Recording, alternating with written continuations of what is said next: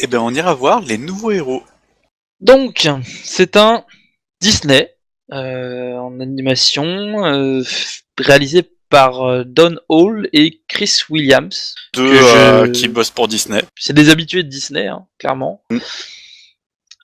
Donc l'histoire d'un petit génie de la robotique qui découvre...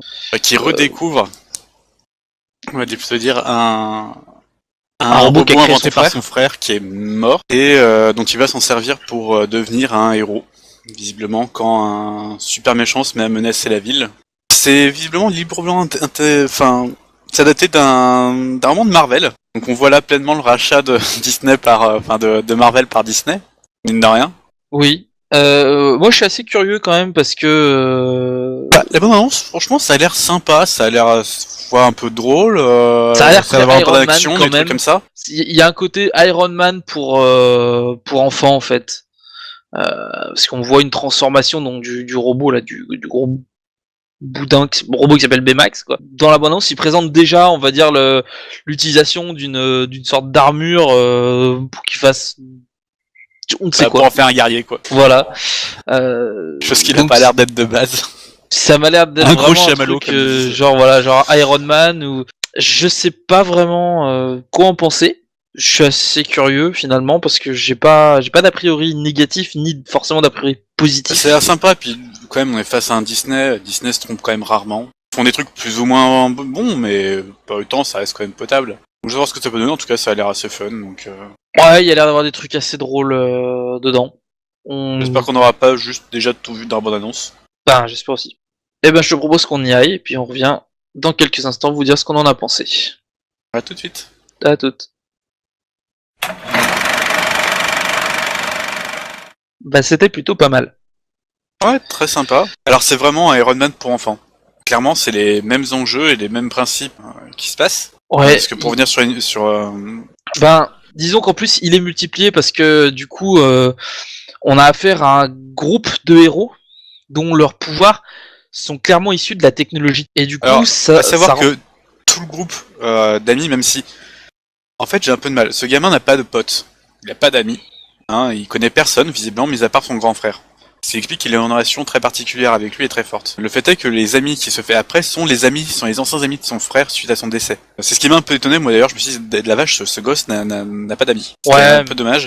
Du moins pas d'amis de son âge. Par le fait que ce soit un petit génie. Un peu à la Stark, hein. Voilà, enfin. Disons qu'il va créer une technologie qui va après le poursuivre et dont qu'il va devoir affronter. Il y a aussi ce passage-là un peu Stark. Enfin, un peu Iron Man. C'est pour ça que je dis, franchement, ce film avait beaucoup pensé à Iron Man pour les enfants. Ce qui n'est pas une mauvaise chose, hein. Sincèrement, pour les gosses, ça va être très drôle. Ça, j'avoue que c'est quelque chose qui a été assez bien fait, c'est qu'il y a à la fois il y a un bon dosage en fait sur le moment où il faut faire des vannes et le moment où il faut pas en faire. Et il y a toujours en fait dans le groupe de héros, autant il y en a une qui est sérieuse, il y en a un autre qui est sérieux mais drôle quand même, et il y en a deux autres, c'est blague sur blague, c'est les comiques du groupe. Ce qui permet de relâcher un petit peu le truc de temps à autre, de faire des trucs sympas. J'ai trouvé qu'il y avait un rythme qui était sympa. C'est oui, qu'on n'est voilà, pas. Il y a aussi juste ce qu'il faut d'action pour que ce soit trépidant. Voilà, on n'a pas de plan super long et ennuyeux. Je veux dire, clairement, c'est pas un Avengers non plus. Voilà, c'est. C'est plus d'un man, quelques petites scènes d'action par-ci par-là, pour mettre un petit côté un peu trépidant, qui est du coup bien géré aussi. Mais par contre, ce que réussit du coup ce film, et un peu moins Iron Man, c'est le côté touchant. Là, il est un peu plus touchant du fait qu'il y a... Enfin, que c'est des enfants qui... Iron Man n'a pas vocation à être spécialement touchant. Alors que là, vraiment, c'est censé pouvoir être touchant, et ça marche, je veux dire, c'est... Bah là, on a affaire à un gros bibendum qui est... Chamallow. C'est un infirmier, quoi, à la base, et justement, comme il le dit dans le film, sa forme et son aspect, même sa texture, tout a été pensé pour en faire un copain, quoi, je veux dire, un truc... attachant et sympa. C'est-à-dire, c'est pas agressif, c'est vraiment. Enfin, comment on peut le prêter à ce machin tout blanc là la moindre volonté de faire mal? C'est impossible. Enfin, je veux dire, le truc, c'est la personnification de l'innocence, quoi. Un bibin d'homme chamallow. Ce qui est assez intéressant, c'est que l'aspect. Le personnage principal, donc c'est le jeune frère du créateur du robot. ce qui fait une relation assez particulière entre le robot et qui est la dernière création du grand frère et donc Hiro qui est donc le petit frère. Mais Baymax est juste là pour exprimer, on va dire de manière un peu plus physique, les émotions du gamin. Oui, c'est ça. Il y a une jolie réflexion à dire sur le deuil et sur la façon dont il doit être géré. C'est ça qui est intéressant, je trouve. C'est qu'ils en parlent avec, du coup, notamment, la première chose que dit Max, c'est vous avez besoin d'amis pour gérer ça. Et du coup, il appelle les anciens amis de son frère pour venir l'aider. Mais je trouve ça intéressant, justement, la façon dont est géré le deuil, parce qu'on le voit... Bon, faut éviter de trop spoiler, mais le méchant est dans cette même situation. Oui, ils ont. Je sais pas si c'est trop spoilé de dire ça. Non, parce mais que pas vraiment. Voilà, les deux c'est sont la dans la même motivation situation du et du méchant. coup, ça va être la façon dont ils gèrent le deuil qui vont en faire du coup un méchant ou un gentil. Et du coup, je trouve intéressant qu'il y ait cette sorte de réflexion. Après, d'un point de vue réaliste, il y a quand même des trucs. Je veux dire, on parle beaucoup de technologie en fait. Ce film est très orienté sur la technologie, sur ce qu'elle est capable, parce qu'en fait, ces héros-là sont des héros technologiques, c'est-à-dire que leur super pouvoir. Tous sont des scientifiques qui bossent à la fac. Voilà, c'est tous des scientifiques. Enfin, c'est tous des étudiants en sciences qui bossent à la fac. Ouais. Et du coup, on va leur construire vaguement des outils vis-à-vis des recherches qu'ils font. Mais je veux dire, il y a rien de surnaturel, il y a rien de. C'est certes absurde. Voilà. Mais coup, pourquoi pas ça va touche quand même plus assez la science-fiction. Ça revient à dire que l'armure d'Iron Man est aussi réaliste qu'autre chose. Je veux dire, c'est du même niveau. Voilà, c'est ça. C'est absurde, mais pourquoi pas. Mais il n'y a pas de mutation ou de surnaturel, donc du coup, ça remet quand même malgré le truc sur toute l'attente qu'il y a un des personnages de ce genre de choses. Voilà, ça remet quand même bien à plat en fait tous les super-héros, tous les trucs. Ça ancre plus ou moins le monde, enfin l'univers de ce film dans un monde réel, mais en même temps, on est dans la ville de San Francisco, pensée en architecture japonaise. Ouais, c'est ça, on a quelque chose d'assez particulier, on a un univers vraiment... On a un pont qui ressemble à une pagode chinoise, on a des... japonais... Enfin, c'est assez... Ça rend bien, mais... du coup, là, ça donne un petit cachet particulier au film. Alors, sur les tramways, il y a des lanternes c'est une mégalopole américaine construite par des japonais. Ouais, c'est ça. Après, l'univers est pas si important que ça en tant que tel. On voit les anecdotes, je veux dire, un petit peu d'architecture à droite à gauche, mais on n'y prête pas vraiment attention. C'est quelque chose qui est vraiment mis en avant dans le film. Donc c'est beaucoup d'arrière-plan. Je trouve que ça rend assez bien d'avoir conçu un monde un peu comme ça. Non, mais le film est franchement bien fait. D'un point de vue technique, il y a de jolis décors. C'est franchement bien foutu, c'est fourni. C'est-à-dire, ça fait pas vide. C'est rempli, quoi. Il y a du monde aussi, des fois, dans certains passages. C'est sympa, du coup, d'avoir accès à ça. On est vraiment dans une ville.